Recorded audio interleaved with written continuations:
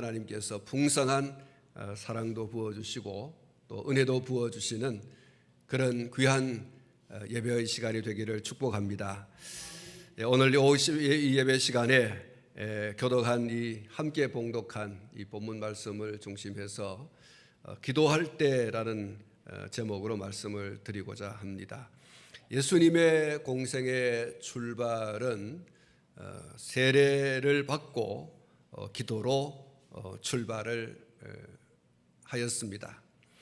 예수님은 세례를 받으실 필요가 없으신 분이셨습니다. 그래서 마태복음 3장 13절 14절 말씀에 보면 세례를 받기 위해서 요단강으로 가셨는데 요한이 만류를 했습니다. 3장 13절 14절 말씀 보면 이때 예수께서 갈릴리로부터 요단강에 이르러 요한에게 세례를 받으려 하시니 요한이 말려 이르되 내가 당신에게서 세례를 받아야 할 터인데 당신이 내게로 오시나이까, 이렇게 말씀이 기록이 되어 있습니다. 예수님은 세례를 받으려고 하시고 요한은 세례를 받는 것을 만류하는 이런 장면이 요단강에서 일어나게 되어지는데, 요한이 이렇게 말리지만 예수님께서는 기어이 세례를 받으셨습니다. 마태복음 3장 15절에 보면 예수께서 대답하여 이르시되 이제 허락하라, 우리가 이와 같이 하여 모든 의를 이루는 것이 합당하니라 하시니 이에 요한이 허락하는지라, 이렇게 기록이 되어 있죠. 이 말씀을 보면 굳이 세례를 받으시지 않으셔도 되는 예수님께서 세례를 받으시려 한 것이 모든 의를 이루는 것이다. 요한은 세례를 주고 예수님은 세례를 받으시고 하는 이러한 의식을 통해서 모든 의를 이루는 것이 마땅하다, 그렇게 예수님께서 말씀하시는데, 여기 모든 의라고 하는 것은 성부 하나님께서 작정하신 구원을 이루어가는 하나라고 하는 의미를 가지고 있습니다. 하나님의 뜻을 이루는 것이다. 하나님의 놀라운 그 작정을, 그 계획을 이루어가는 것이다, 이렇게 예수님께서 말씀하셨고, 요한도 예수님의 그 말씀에 그렇습니까 하고서 이렇게 그것을 간합하고 세례를 베풀고 또 예수님은 세례를 받으시는 것을 볼 수가 있습니다. 예수님의 이 세례는 하나님의 뜻을 순종하고 하나님의 뜻을 온전히 이루는 것, 거기에 초점이 맞추어져 있는 것입니다. 무슨 의식 행위를 함으로써 누구에게 인정받고 인정받지 않고 그런 것도 아니고, 또 예수님께서 억지로 우겨서 기어코 내가 요한을 이기리라, 그런 어떤 의미를 가지고 의도를 가지고 세례를 받으신 것도 아니고, 너가 세례를 주고 내가 세례를 받음으로 해서 하나님의 그 뜻을 이루고 하나님의 그 뜻을 온전히 성취하고 그렇게 하는 것, 바로 거기에 초점이 있는, 하나님의 뜻에 순종하고 하나님의 의를 이루는, 그것이 예수님께서 세례를 받으시는 가장 중요한 의미요 목적인 겁니다. 하나님의 아들이 사람의 아들에게 세례를 받는다고 하는 것, 신성을 가지신 예수님께서 죄인인 사람에게 또는 사람이 죄를 씻는 증표로서 받는 세례를 받는다고 하는 것은 자기 비하, 자기 스스로를 낮추는 자기 비하가 아니면 결코 받을 수 없는 것이죠. 순서가 거꾸로 되어야 되지 않겠습니까? 요한이 이야기한 것처럼 당신이 내게 세례를 줘야지 내가 어떻게 당신에게 세례를 줍니까? 이 맞는 얘기입니다. 그러나 예수님께서 기어이 세례를 받으시고자 하는 것은 예수님 당신이 말씀한 것처럼 우리가 이렇게 함으로써 모든 의를 이루는 것이다, 하나님의 선한 뜻을 이루는 것이다, 이렇게 말씀을 한 것이죠. 예수님의 자기 비하, 자기 낮추심, 여러분 그것이 하나님의 뜻을 이루는 것이라고 하면 순종하지 않을 이유가 전혀 없다. 그것이 요한의 만류에도 불구하고 요단강에 나가서 세례를 받으시는 것이죠. 하나님의 뜻이라고 하면, 한번 따라 하십시다. 하나님의 뜻이면, 하나님의 뜻이면, 그렇습니다. 하나님의 뜻이면 내가 무엇을 못하겠냐. 예수님께서는 하나님의 뜻을 따라서 성육신 하셨고, 하나님의 뜻을 따라서 세례 받으시고, 하나님의 뜻을 따라서 공생애의 이 공적 사역을 감당하셨고, 그 공적 사역의 마지막 그 극적인 순간, 절정의 순간, 그것이 바로 십자가 위에서 죽으시는 것이죠. 하나님의 뜻이라고 하면 순종하고 순종을 넘어서 복종까지 하시는, 이게 바로 예수님이 우리에게 보여주신 순종의 진정한 의미, 자기 겸손의 진정한 그 의미를 우리에게 보여준 것이죠.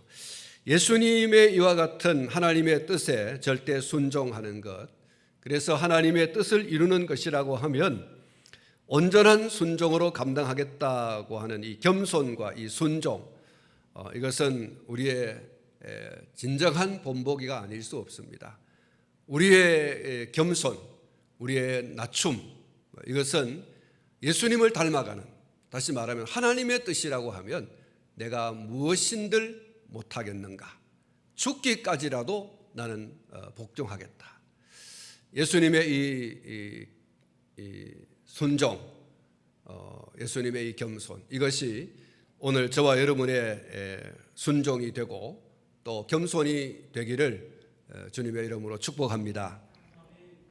우리가 예수님의 겸손이라고 할 때 오늘 아침에도 인용을 했습니다마는 빌립보서 2장 5절부터 8절 말씀을 인용하지 않을 수가 없습니다. 다시 한번 읽어드리면 이렇습니다. 너희 안에 이 마음을 품으라. 곧 그리스도 예수의 마음이니 그는 근본 하나님의 본체시나 하나님과 동등됨을 취할 것으로 여기지 아니하시고 오히려 자기를 비워 종의 형체를 가지사 사람들과 같이 되셨고 사람의 모양으로 나타나사 자기를 낮추시고 죽기까지 복종하셨으니 곧 십자가에 죽으심이라. 할렐루야. 사랑하는 성도 여러분, 예수님의 겸손은 자기를 하나님과 동등됨을 취할 것으로 여기지 않는 것이다. 당신이 충분히 성부 하나님과 동일한 그리고 동등한 신성과 영광을 가지고 있습니다. 그럼에도 불구하고 성부 하나님과 동등됨을 취할 것으로 여기지 않았다. 스스로 자기를 낮추는 소위 자기 비하를 하신 것이죠. 그것이 구체적으로 자기를 비우는 것, 그리고 종의 형체를 가지는 것, 사람들과 같이 되고 사람의 모양으로 나타나고 자기를 낮추고 죽기까지 복종하는 것.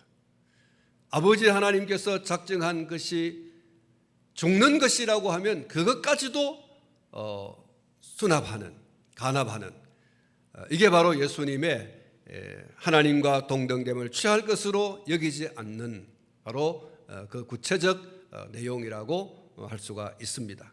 사랑하는 성도 여러분, 마음을 높이지 않기를 축원합니다. 특별히 하나님의 뜻을 이루는 데 있어서 우리 모두의 자기 비하가 빛을 발할 수 있기를 바랍니다. 그 비하는 결국 순종으로 나타나고 또 순종의 그 열매는 하나님의 뜻을 온전히 이루는 것입니다. 사람들이 자기를 높이는 것 쉽습니다. PR 시대라고 하지 않습니까? 자기를 사람들에게 온전히 알려 다른 사람들이 나를 인정해주고 또 높여주고 하는 이 PR 시대, 오래전부터 우리가 듣는 이야기입니다만 그렇게 하는 것이 또 바람직한 것으로도 알려져 있기도 합니다만, 그러나 자기를 낮추는 이것이 그리스도인의 삶의 아름다운 덕목이라는 것을 잊지 말아야 할 것입니다. 자기를 낮추는 것은 그렇게 쉽지 않습니다. 높이는 것은 쉽고, 하지만 자기를 낮춘다고 하는 것은 결코 쉽지 않습니다. 그럼에도 불구하고 하나님의 뜻을 이루는 것이라고 하면 모든 것을 내려놓고 순종하고 또 그 순종을 넘어서 복종하는 것이 하나님을 하나님 되시게 하는 진정한 하나님의 사람, 예수님을 따라가는 겸손한 그리스도인의 모습이다. 할렐루야. 오늘 저와 여러분들의 그 신앙생활의 그 모습 속에서 예수님의 이 겸손이 온전히 녹아나고 예수님의 그 순종이 온전히 녹아나는 그런 신앙생활이 되어야 할 것입니다. 그리고 요한에게 세례를 예수님께서 받으신 후에 예수님께서 기도하셨다, 이렇게 말씀을 하고 있죠. 21절 말씀을 우리 같이 한번 읽어보도록 하겠습니다. 자, 이제 주무신 걸 깨시고 같이 한번 읽어봅니다. 시작.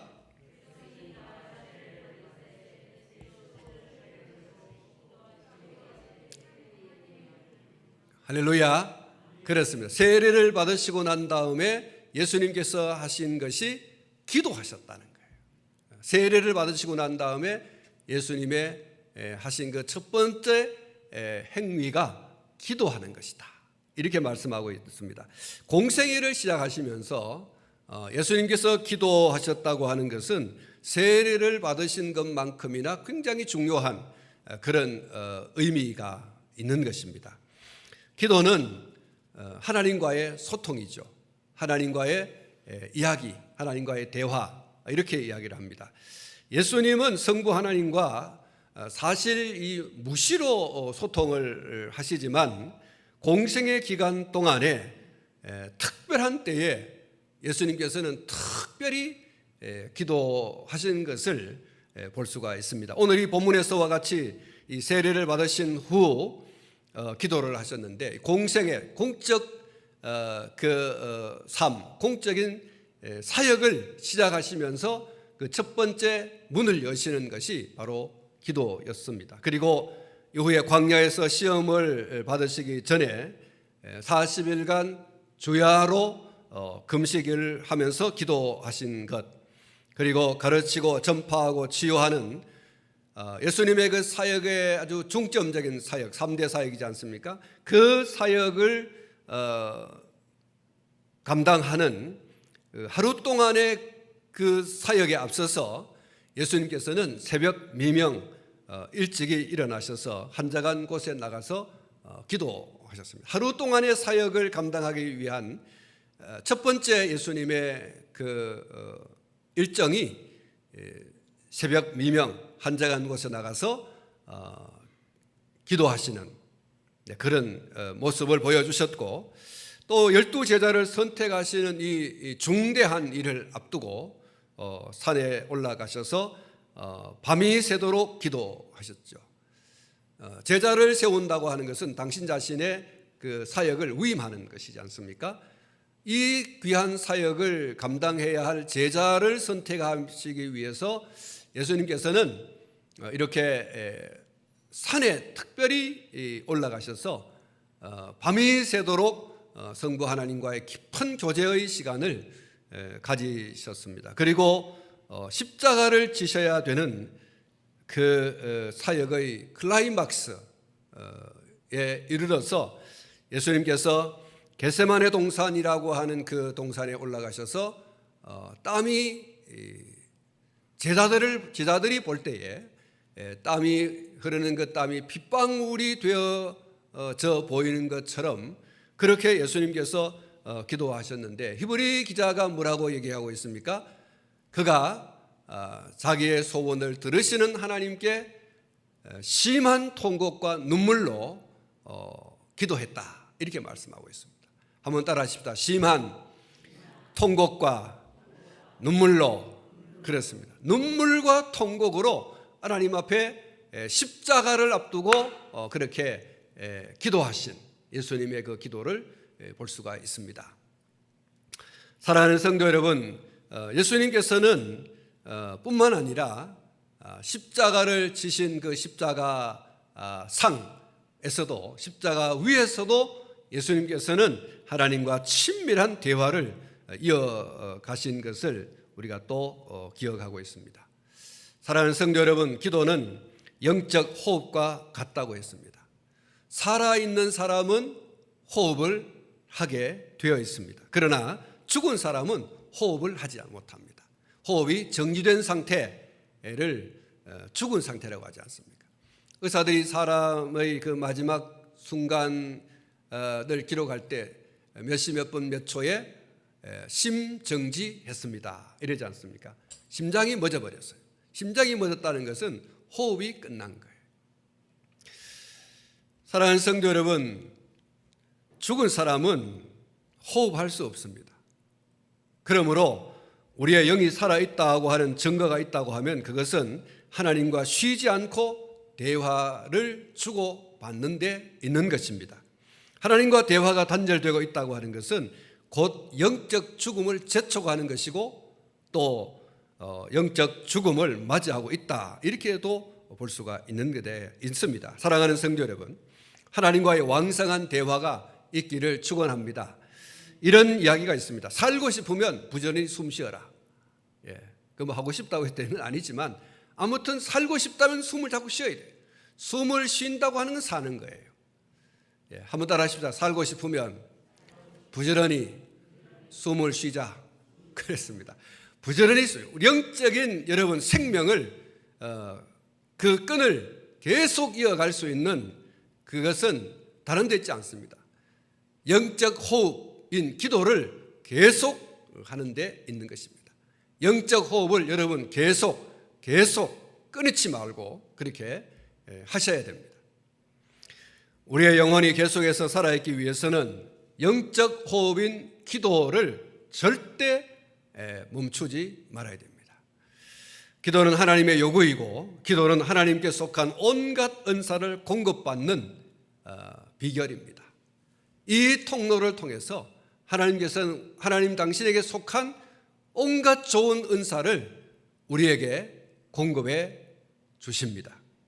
마태복음 7장 7절부터 11절에서 우리 예수님께서 뭐라고 말씀하고 있습니까? 구하라 그리하면 너희에게 주실 것이요, 찾으라 그리하면 찾아낼 것이요, 문을 두드리라 그리하면 너희에게 열릴 것이니 구하는 이마다 받을 것이요, 찾는 이는 찾아낼 것이요, 두드리는 이에게는 열릴 것이니라. 너희 중에 누가 아들이 떡을 달라 하는데 돌을 주며 생선을 달라 하는데 뱀을 줄 사람이 있겠느냐?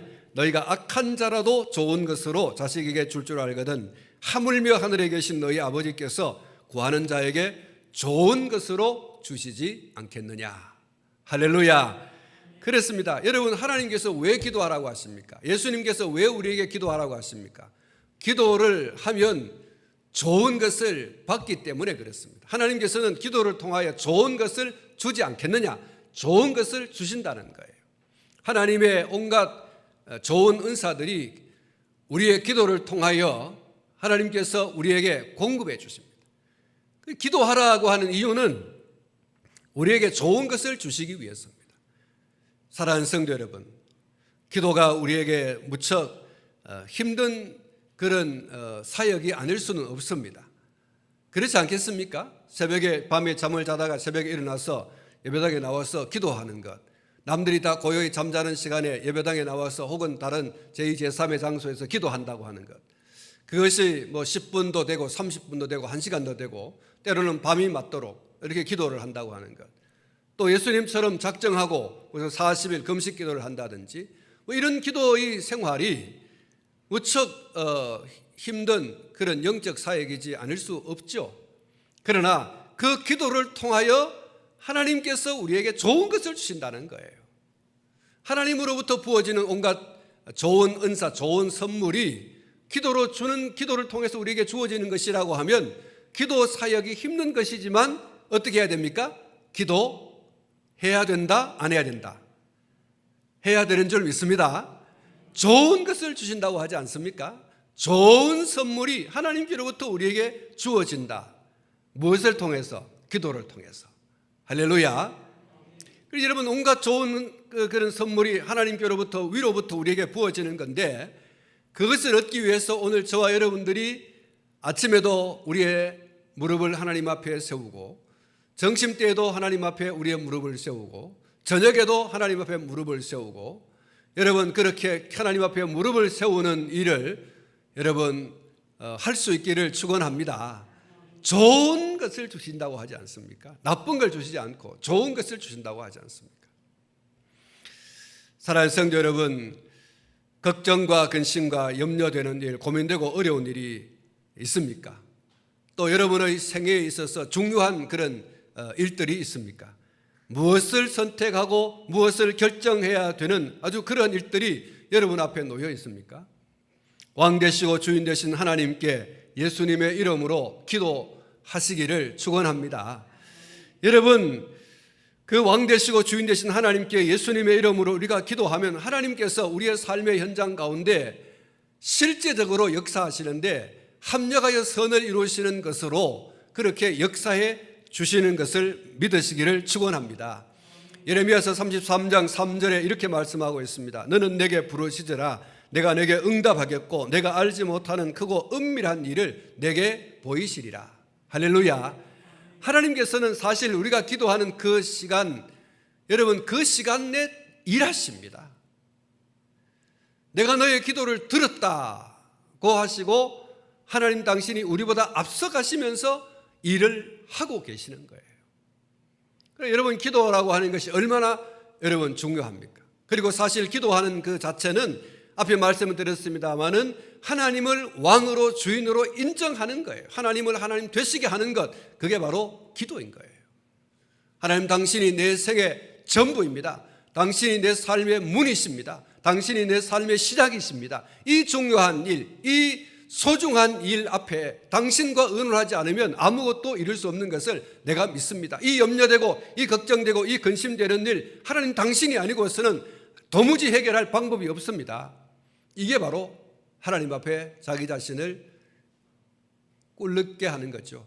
기도의 무릎을 세우는 겁니다. 여러분 그리할 때 이렇게 말씀하지 않습니까? 내가 내게 응답하겠고 내가 알지 못하는 크고 은밀한 일을 내게 보이리라. 우리 모두가 이 말씀의 주인공이 될 수 있기를 축원합니다. 예수님의 공생애는 3년입니다. 3년이 길다면 길고 짧다면 짧은 시간인데 그 기간 동안, 그 시간 동안 무슨 일이 일어날 것인지 예수님께서는 아시는 분이시죠. 예수님께서 모르시는 것이 뭐가 있겠습니까? 가르치고 전파하고 치료하시는 놀라운 일도 있으시지만 제자로부터 배반당하시고 십자가의 고난과 죽음이라고 하는 것까지도 예수님께서는 다 당하셔야 하는 바로 그 길을 예수님께서 걸어가시죠. 물론 부활과 또 승천의 영광도 있습니다. 이 모든 것의 시작점, 그 계시의 시간에 예수님께서 이제 다달랐습니다. 그냥 맹숭맹숭하게 시작하실 수 없었습니다. 성부 하나님과 깊은 교제 시간을 가지면서 성부 하나님과 동행하는 사역의 길이 되기를 아마도 요구했을 것입니다. 이 사역의 길이 어떤 길인지 당신이 아시지 않습니까? 그러니 성부 하나님 당신이 나와 함께 하지 않으면 안 된다 라고 하는 적극적인 동참, 동력의 요구를 하셨을 것이라고 여겨집니다. 여러분 이것이 얼마나 중요한지는 두 번 말씀드리지 않아도 여러분 충분히 이해를 할 수 있을 것이라고 여겨집니다. 하루의 첫 시간을 여러분 깨우시기를 축복합니다. 하나님과의 동행을 위한 일을 여러분 즐겨 하셔야 합니다. 그게 바로 기도이죠. 사역의 출발점에 서서, 공적 사역의 출발점에 서서 당신은 성부 하나님과 깊은 교제의 모습을 보여주셨습니다. 아마도 요단강에는 예수님 세례받는 그 시간에 세례 요한뿐만 아니라 세례를 받기 위해서 수다한 사람이 그곳에 몰려 왔었을 겁니다. 예수님께서는 그 사람들 앞에서 당신의 공적 사역을 시작하는 그 계시점에서 기도하시는 것을 보여줌으로써 오히려 요한과 그 밖의 모든 사람들에게 모든 일을 시작하기 전에 먼저 해야 될 것이 뭐냐? 성부 하나님과 신령한 영적 교제를 나누는 것이다 라고 하는 것을 교훈적으로 보여주신 것일 수도 있는 것이죠. 여러분 이 예수님의 기도 이후 어떤 일이 벌어집니까? 이후에 놀라운 일이 또 보여지고 있지 않습니까? 예수님의 그 기도하시고 난 다음에 일어난 일이 첫 번째가 하늘이 열리고 그랬습니다. 한 번 더 하십시다. 하늘이 열리고. 한 번 더 하십시다. 하늘이 열리고. 그랬습니다. 하늘이 열렸다. 이 마가복음에서 보면 이 이 사도는 하늘이 갈라졌다 이렇게 표현하고 있어요. 하늘이 갈라졌다. 완전히 하나 되어져 있던 하늘이 갈라졌다. 마가의 이 성격이 그대로 나타나 있는데요. 마가는 아주 그 이름의 뜻이 망치라고 하는 뜻인데 다른 복음서와 달리 다른 복음서에서는 하늘이 열렸다 이렇게 좋은 표현을 하고 있는데 이 마가는 막 대짜고짜로 막 하늘이 갈라졌다 이렇게 말했어요.